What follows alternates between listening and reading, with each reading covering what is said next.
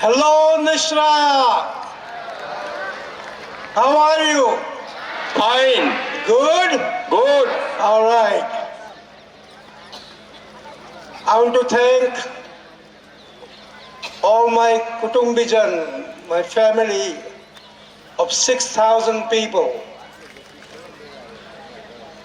And I thank them for inviting all the guests here on the stage and in the garden here, sitting down there.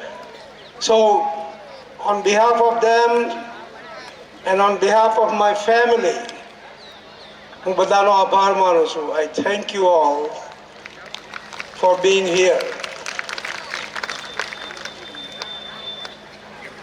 એક પ્રશ્ન છે, મેં હંમેશા કહ્યું છે કે નિશ્રયા એવ કુટુંબકમ. નિશ્રયા એક કુટુંબ છે. એટલે કે મારે 6,000 કુટુંબીજનો છે. અને મારું જે ભગવાને આપેલું ફેમિલી તરફથી પણ હું આભાર માનું છું. I thank you on behalf of my family. એક પ્રશ્ન ખરો કે ગામમાં જે કંઈ થઈ રહ્યું છે, થઈ ગયું છે અને થવાનું છે, એ તમને ગમ્યું? સંભળાતું નથી? હા. તમને ગમ્યું? યસ. Good good. હજુ તો ઘણા કામ બાકી છે. જેમ હમણાં તમે 15 મિનિટની ફિલ્મ જોઈ, એમાં પણ ધીરજ રાખજો. ધીરજના ફળ મીઠા. હજુ ઘણો ટાઈમ છે. 1 વર્ષની અંદર જે લોકોને મદદ મળી નથી અને જરૂર છે, એ બધી પૂરી થશે. ખાસ કરીને મોટા મોટા જે પ્રોજેક્ટ બાકી છે, એમાં સોલર સિસ્ટમથી આખા ગામને ઇલેક્ટ્રિસિટી મફત આપી છે. તો તેના માટે અમે ગવર્મેન્ટની રાહ જોઈએ છીએ. અત્યારે 1-1.25 વર્ષ થઈ ગયું, પણ વહેલી મોડી એમની પરવાનગી આવશે એટલે કામ શરૂ કરી દઈશું. ગામમાં એક પણ કુટુંબ કે એક પણ ઝૂંપડી કે એક પણ ઘર ઇલેક્ટ્રિસિટી વગર ના રહે. ગામમાં એક પણ ઝૂંપડી જોવી નથી. એમને પાકા મકાન જોઈએ. અને પણ ધીરજ રાખજો. જો તમારો વખત તમને આવ્યો હોય હજુ, કારણ કે તમે જાણો છો કે કામ કરનારા મળવા મુશ્કેલ છે. તે છતાં અમે દૂર દૂરથી લાવીએ છીએ.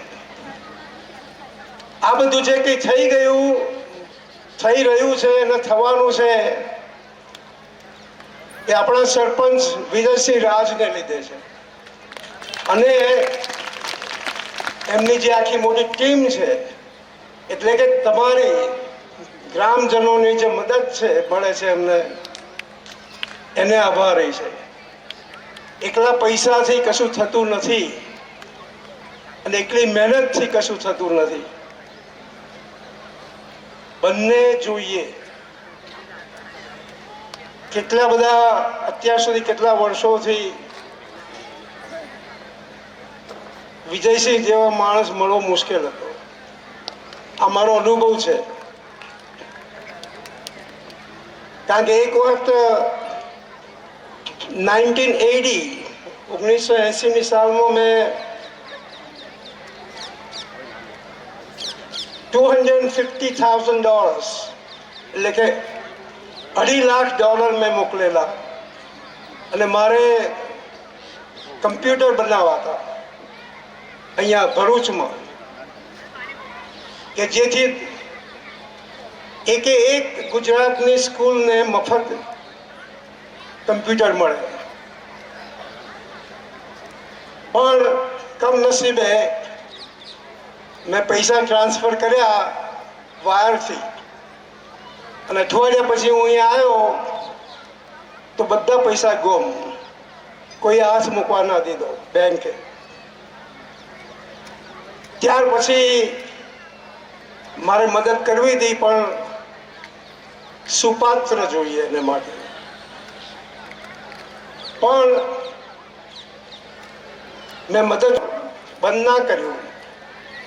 ગુજરાતના જુદા જુદા સ્ટેટ્સમાં, ગુજરાત સ્ટેટ ઇન્ડિયાના ગુજરાત જુદા જુદા સ્ટેટ્સમાં, ગુજરાત સ્ટેટ, મધ્યપ્રદેશ, હિમાચલ પ્રદેશ, મહારાષ્ટ્ર, ઓડિશા, એ બધામાં જે અનાથ બાળકો હતા અને જે લોકો હેન્ડીકેપ છોકરીઓ હતી, જેને લોકો કુટુંબ છોડી દેતા હતા, મૂકી જાય, કારણ કે એમનાથી પોસાય નહીં. છોકરી હોય તો એને પરણાવવાનો મુશ્કેલી, અને બાળક જન્મે તો એમની મજૂરીમાંથી પૈસા ઇનફ ના હોય તો એટલે એમને ઉછેરી ના શકે. તો એવા લોકોને 10 વર્ષ સુધી લાખ લાખ ડોલર આપીને એમને સપોર્ટ કર્યો. એટલે લગભગ એ 10 વર્ષ સુધી ચાલ્યું. અને ત્યાર પછી નિસરાનો પ્રોજેક્ટ શરૂ કર્યો. લોકો મને હંમેશા પૂછે છે, અમેરિકામાં અને ઇન્ડિયામાં, they ask me, what motivated you to do all this? તમને આ ઉત્તેજન ક્યાંથી મળ્યું? તો મારો તો એક જ જવાબ છે કે મારા લોહીમાં છે. It's in my blood. My grandfather was like a god. નિસરાયમાં ભગવાન જેવા ગણાતા હતા. લોકોની મુશ્કેલીઓ સમજી શકતા હતા, અને એમના જાણ્યા વગર એમને ગુણો નહીં ગુણો, અનાજ અને ઘી, તેલ, જે કંઈ જરૂર પડે એ મૂકી આવતા હતા. મારા બાપુજીને લગભગ 200 વીઘા જમીન મારા દાદા તરફથી મળેલી, કારણ કે એકના એક જ હતા.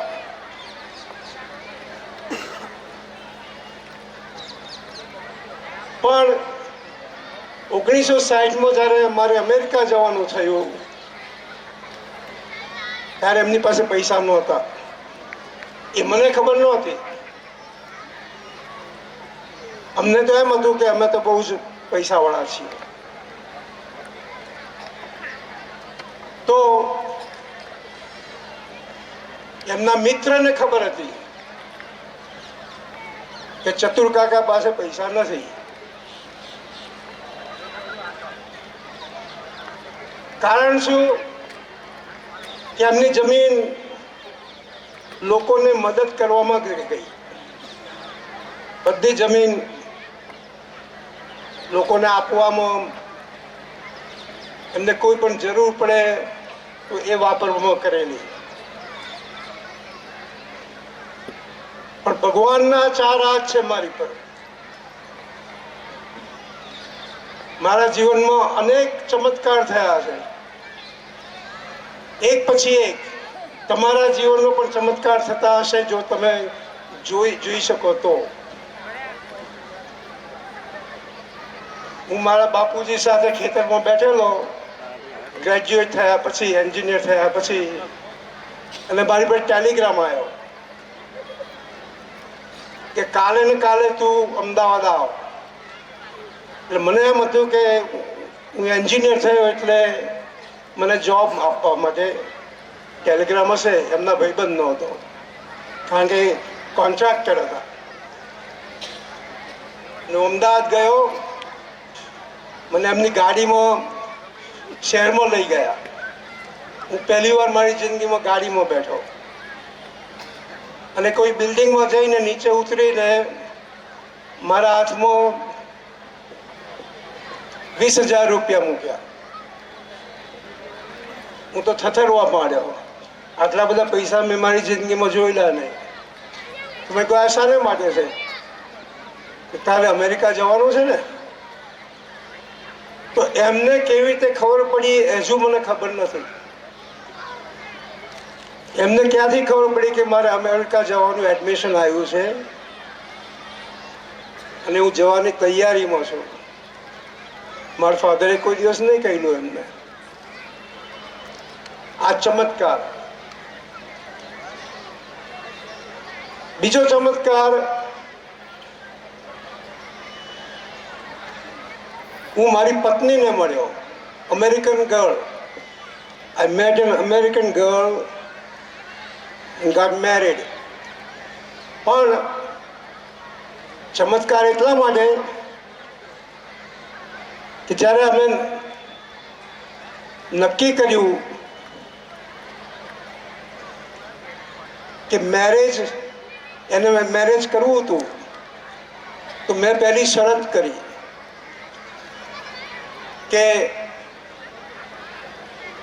હું મેરેજ કરું, I would marry you, but on one condition. I have to help my family. મારા મા બાપને, મારા બ્રધર્સને, સિસ્ટરને, તો એમાં કોઈ દખલ જોઈએ નહીં. તો એણે કબૂલ કર્યું. અને અત્યાર સુધી 2 વર્ષ પહેલા મારા વાઈફ ગુજરી ગયા, પણ કોઈ દિવસ મને એમ નથી પૂછ્યું કે તમારી આવક કેટલી, તમે શું ધંધો કરો છો, કે નોકરી કરો છો. ગમે તે નોકરીથી તો શરૂ કર્યું, પણ કોઈ દિવસ પૈસા વિશે વાત કરી નથી. એને ઘણા લોકો પૂછે અમેરિકામાં, આપણે ઇન્ડિયન ગર્લ્સ, ઇન્ડિયન ફેમિલી પૂછે કે આ તારા હસબન્ડ આ બધા પૈસા ખર્ચે છે, એના ભાઈઓને ભણાવે છે, એમના બાપનું દેવું પૂરું કરે છે, તો તને કશું લાગતું નથી? તો એનો એક જ જવાબ હતો કે મારે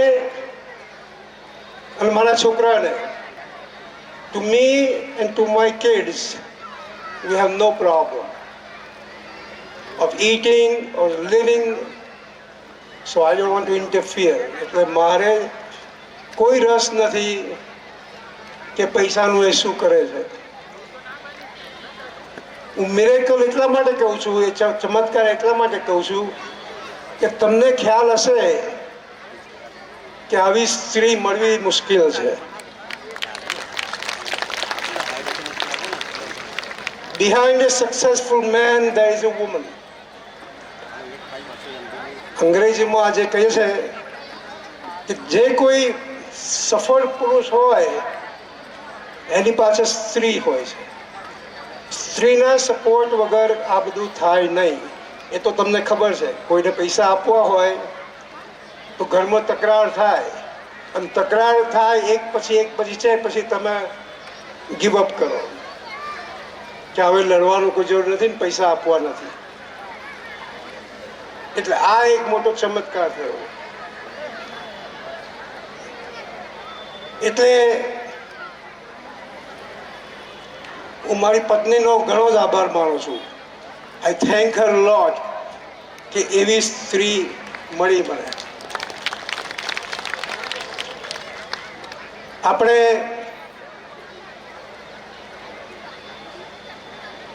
ગામમાં જે બીજો મોટો પ્રોજેક્ટ કરવો છે એ સ્કૂલનો કરવો છે, હાઈસ્કૂલનો. અને એવી સ્કૂલ બનાવી છે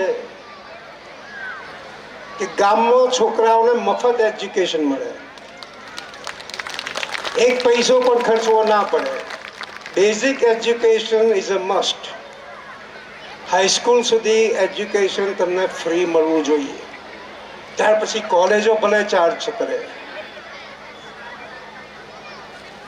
બીજું, રમત ગમતોમાં પણ, in sports, I want to make Nisraya at a world level, competition level.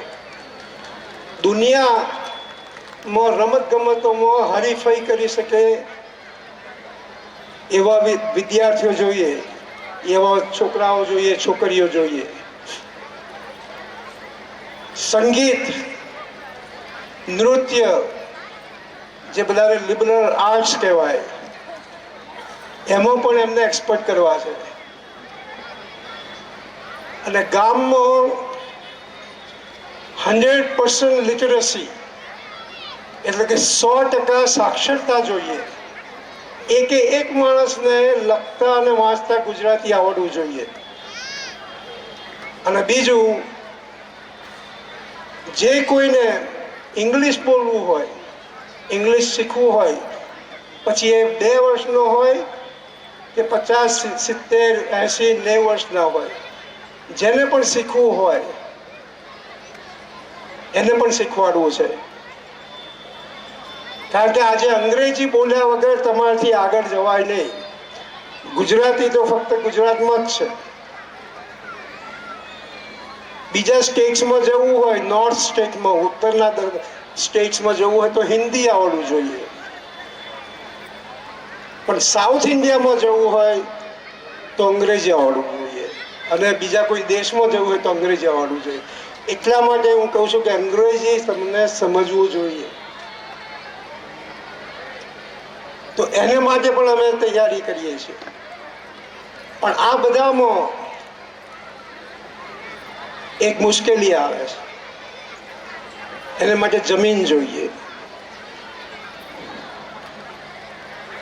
આપણે બધા ક્યાં જન્મ લીધો છે એ આપણા હાથમાં નહોતું.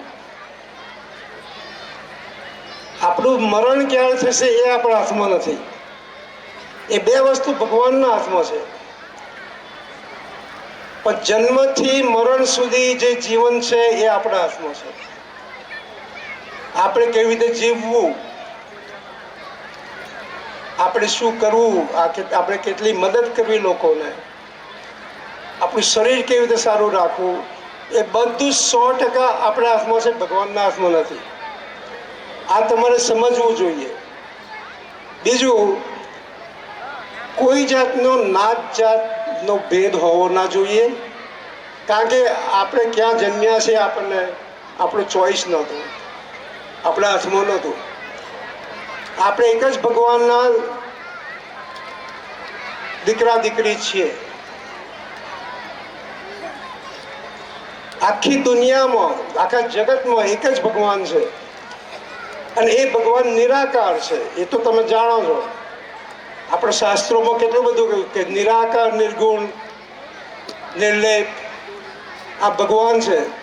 તો છે કોણ? તો એ એક ઉર્જા છે, શક્તિ છે. આપણે એને શક્તિને શું છે? એ શક્તિ સર્વગામિની છે, સર્વવ્યાપી છે, આખા જગતમાં છે. એને આપણે ગાયત્રી કહીએ છીએ. અને આપણે પ્રાર્થના કરીએ છીએ, ઓમ ભૂર્ભુવસ્વઃ તત્સવિતુર્વરેણ્યમ ભર્ગો દેવસ્ય ધીમહિ ધિયો યો નઃ પ્રચોદયાત. હું અંગ્રેજીમાં એનું ટ્રાન્સલેશન કરું. O God, giver of life, remover of pain and sorrows, and bestower of happiness, Thou art so luminous and pure and adorable. we meditate on thee, and may thou inspire and guide our intellect in the right direction. આ એનું translation થાય છે. આની આપણે પ્રાર્થના કરીએ છીએ. બાકી બ્રહ્મા, વિષ્ણુ, મહેશ, રામ, કૃષ્ણ આ તો એક પ્રતીક છે, એવું કંઈ છે જ નહીં. એ તો આપણે આપણા શાસ્ત્રોએ એને શેપ આપ્યો છે, કારણ કે આપણે મૂર્તિ પૂજા કરીએ એટલે આપણે કંઈક મૂર્તિ જોઈએ, તો એને માટે આ આખું બનાવેલું છે કે જેથી તમે સમજી શકો. બાકી ભગવાન ને કોઈ શેપ કે છે જ નહીં, આકાર જ નથી. આટલું જો તમે સમજશો તો તમે ગમે તે ભગવાનને માનશો. આ મારી માતા છે ને પેલી તમારી માતા છે ને આ મારી દેવી છે ને પેલી દેવી તમારી છે, એ બધું ભૂલી જશો. કારણ કે બધા પ્રતીક છે. જેમ આપણે ઝંડો અહીં રાખીએ છીએ, એ હિન્દુસ્તાનનો એક પ્રતીક છે. એનું ઇન્સલ્ટ થાય એટલે આપણું હિન્દુસ્તાનનું ઇન્સલ્ટ થયું કહેવાય. એ જ રીતે ભગવાનનો જે ફોટો છે એનું ઇન્સલ્ટ થાય એટલે ભગવાનનું ઇન્સલ્ટ થયું કહેવાય. બાકી તમે એને વળગી ના રહેશો. મગજ ઓપન રાખો. Keep your mind open. That God is one and only one in the entire world. એટલે કે જગત આખું છે. ગેલેક્સીઝ ને ગેલેક્સીઝ, આપણી દુનિયા તો કશું જ નથી એની આગળ. તે કોણ ચલાવે છે? કોણ? ઉર્જા, શક્તિ. આટલું જાણશો તો તમે ભેદભાવ નહીં રાખો કે આ ફલાણો ને આ પટેલ ને આ રાજ ને આ કશું ભૂલી જશો બધું. કારણ કે આપણે બધા ભાઈ બહેનો છીએ, એક જ ભગવાનના સંતાનો છીએ. તો કુટુંબીજન થઈને એકબીજાને મદદ કરવી એ આપણી ફરજ છે, અને પ્રેમથી કરવી જોઈએ. આપણને એમાં થાક ના લાગવો જોઈએ, કારણ કે આપણા જ કુટુંબીજનને આપણે મદદ કરીએ છીએ. એમાં થાક શેનો? એટલે એકતા હોય એ બહુ જ ઇમ્પોર્ટન્ટ છે.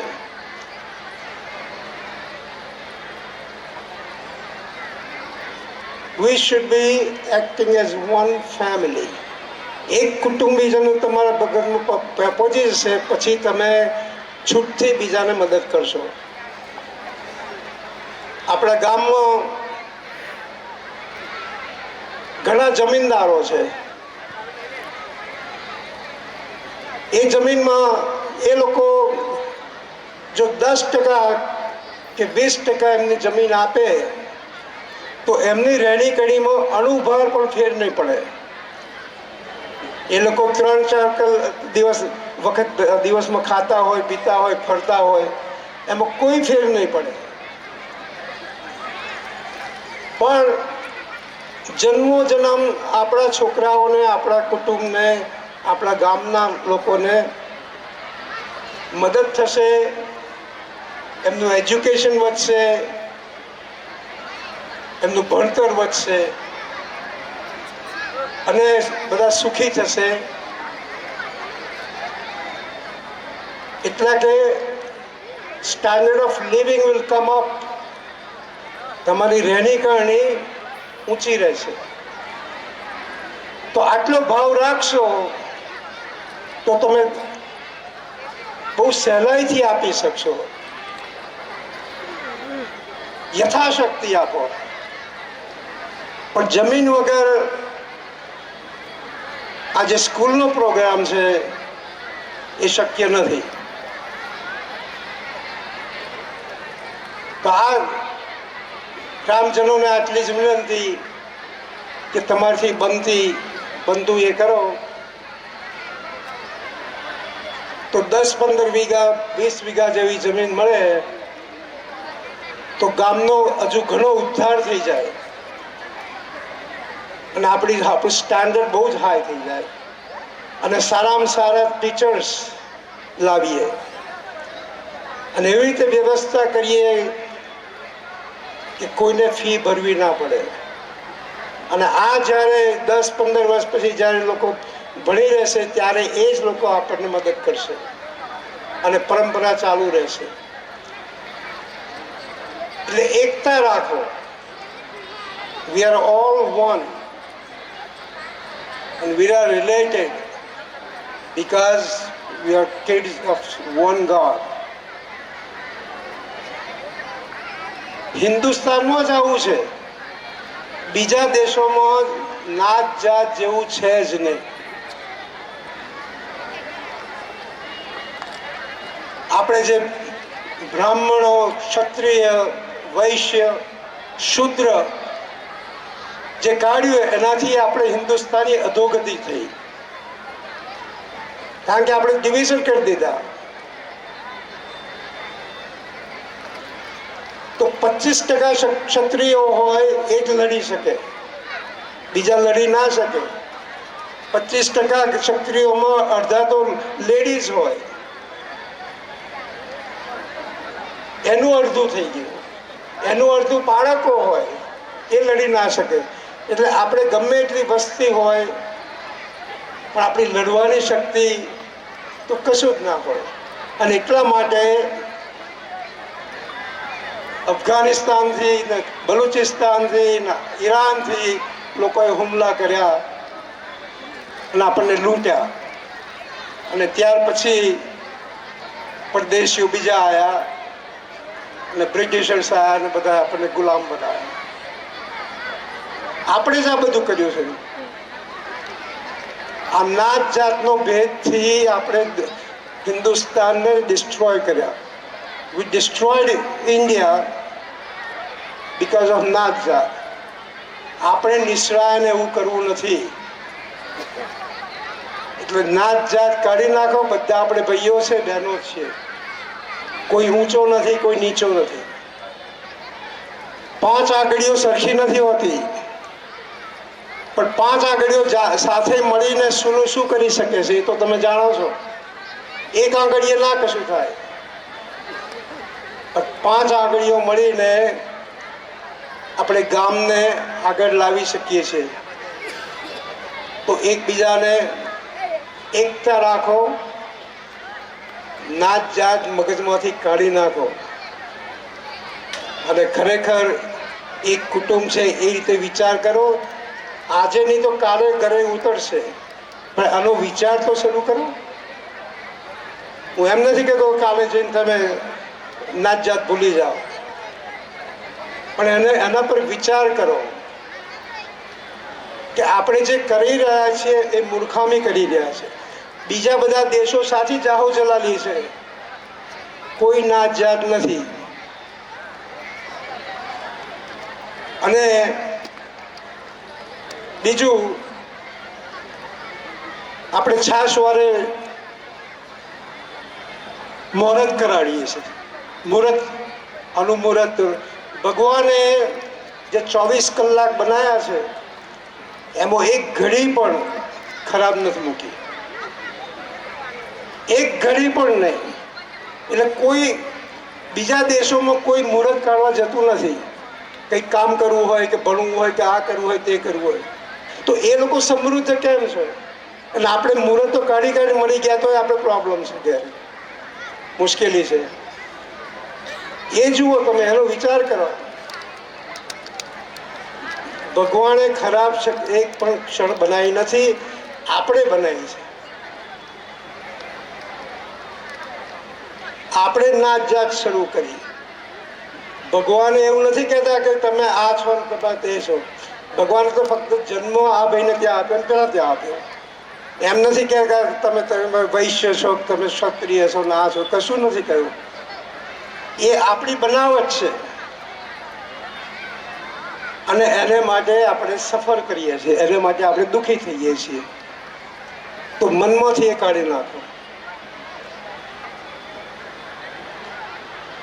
તો મારો એક જ સંદેશો છે, એકતા રાખો, એકબીજાને મદદ કરો અને થોડું દાન આપશો. તમારી જમીન જો તમારી પાસે જમીન હોય વધારે પડતી હોય, કાલે તમે જતા રહેવાના છો. આપણે કશું લઈને આવ્યા નથી, કશું લઈને જવાના નથી, આ બધાને ખબર છે. તે છતાં આપણે ખાટલામાં પડી રહીએ છીએ, કેટલા બધા રોગ લઈને. તે છતાં આપણે જમીન કે કશું છોડતા નથી.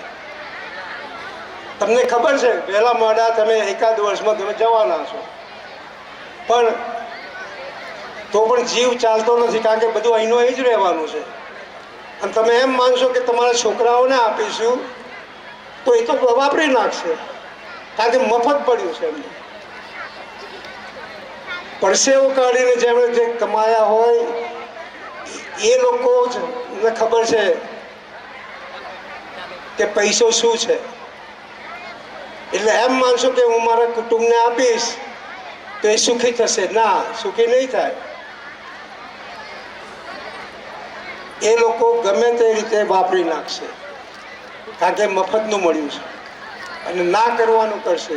તો આનો વિચાર કરશો ને તો તમને ધીમે ધીમે ખ્યાલ આવશે કે તમારી પાસે જે કંઈ છે એનાથી ઓછામાં તમે રહી શકો છો વિધાઉટ એની પ્રોબ્લેમ. બસ આટલું કહીને સમાપ્ત કરું છું. Thank you.